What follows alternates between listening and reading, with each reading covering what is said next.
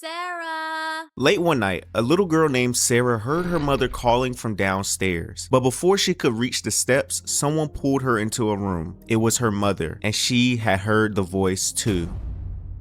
What came up those stairs became one of the internet's most unforgettable horror monsters. It could imitate the safest voice Sarah knew, tear through the house in seconds, and overpower her mother almost instantly. But when it finally found Sarah, it didn't kill her. It pulled her into her embrace and carried her away. Years later, the attack was remade in a way that makes it almost hard to ignore the monster's actions. But both versions leave us with the same question. Was this thing hunting Sarah as prey, or was it trying to become her mother? This is the complete story of I Heard It Too, what the remake changes, and what its ending may reveal about the Maternal Wraith. Sarah!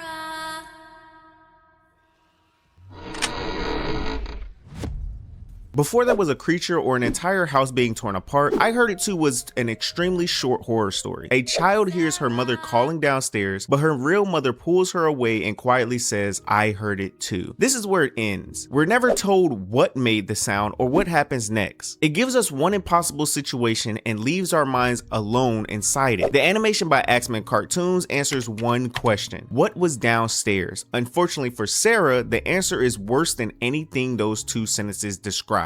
Sarah! I heard it too.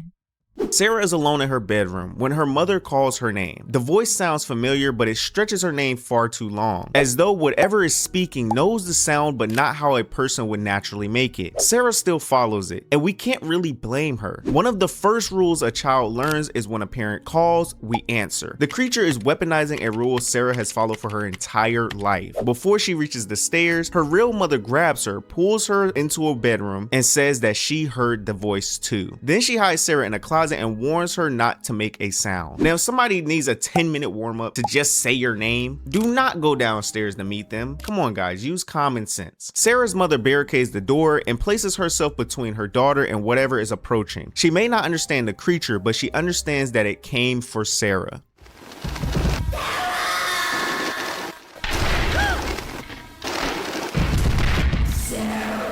At the bottom of the stairs, a black substance gathers on the floor. The creature doesn't enter through a door, it appears to pull itself out of the darkness already inside the house. This is what made that animation impossible to forget. The creature is tall, thin, and vaguely human, but it moves like it has never operated a human body before. Its limbs jerk, its head twitches, and every step looks like it forces a broken puppet forward. Remember that, because what happens inside the bedroom is the most important evidence we have about what this thing actually wants. The creature breaks through the barricade and overpowers Sarah's mother. Hiding Sarah wasn't a plan to win, it was a sacrifice meant to buy her daughter a few seconds. After killing her, it continues searching and calling Sarah's name until it leaves without finding her. That means Sarah's mother was never the target, she was just an obstacle. Sarah steps out of the closet and crawls towards her mother. She cuts herself on broken glass and lets out a small gasp.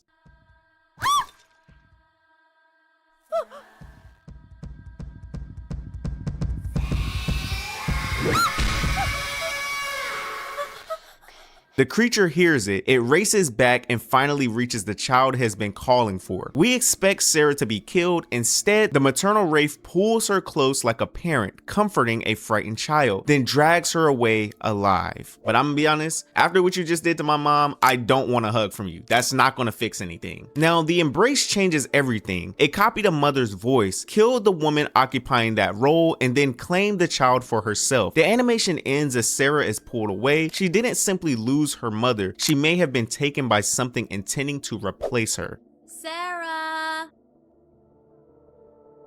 Years later, animator Agile Gaming rebuilt the short while crediting Axeman Cartoons and preserving the original audio. That means the remake tells almost the exact same story, but cleaner visual presentation changes what we notice. We no longer need to ask what happens. Now we can watch how every familiar moment is reinterpreted, especially the creature's attack and its final contact with Sarah.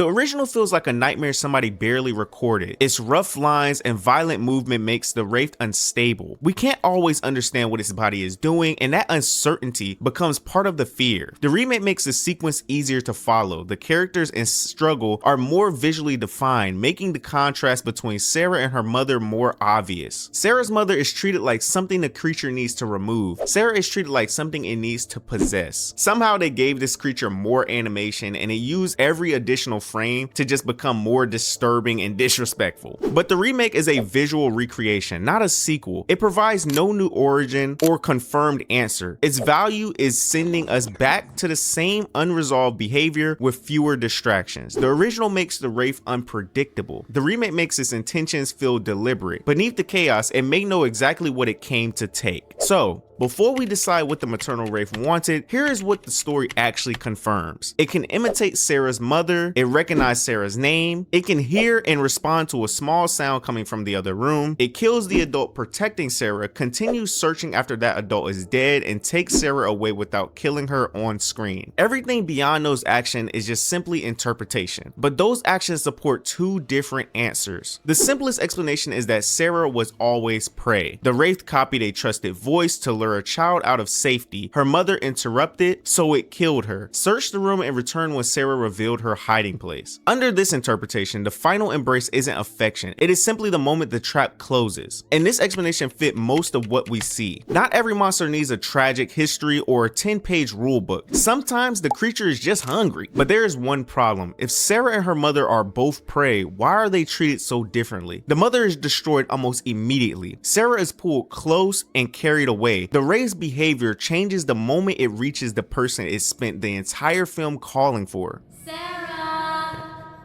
That brings us to the more disturbing interpretation. The Wraith doesn't see Sarah as food, it sees Sarah as its child. Look at the order of its choices. First, it copies the mother's voice, then it removes the real mother. Finally, it embraces Sarah and takes her alive. Even the name Maternal Wraith points us toward a creature defined by a corrupted form of motherhood. It may not understand human love. To this thing, protecting, possessing, and imprisoning Sarah could all mean the same thing. The ending becomes less like a failed murder and more like a successful abduction. Sarah hasn't escaped the monster. She has been claimed by something that may believe it is rescuing its own child. One fan theory reverses the story. The woman hiding Sarah is the imitation, while the Wraith is her true mother. The ending embrace makes that kind of interesting, but there is no direct evidence. Sarah fears the Wraith, which uses a stolen voice and murders her protector. The fact this theory exists proves how completely the story destroys trust. Once a familiar voice can be copied, Sarah cannot know which mother is real. That is why I Heard It Too survives every retelling. It's frightening because it corrupts something ordinary. A dark basement is already scary. A stranger hiding inside your home is already scary. But hearing your own mother call you is supposed to mean that someone safe is nearby. The Wraith turns that comfort into a trap without changing a single word. The remake can rebuild the attack, but it cannot replace the moment two identical voices exist in one house, and recognizing her mother is no longer enough to survive. The original is still the scarier version to me, because its rough, erratic movement makes the Wraith feel impossible to predict. The remake is cleaner and makes the story easier to follow, but the original looks like a nightmare we were never supposed to find. So, you guys tell me, did the Maternal Wraith want to kill Sarah or become her mother? The film actually never confirms it, but I don't believe Sarah was your typical prey. The Wraith kills the woman occupying the role that it wants to play, then carries the child away.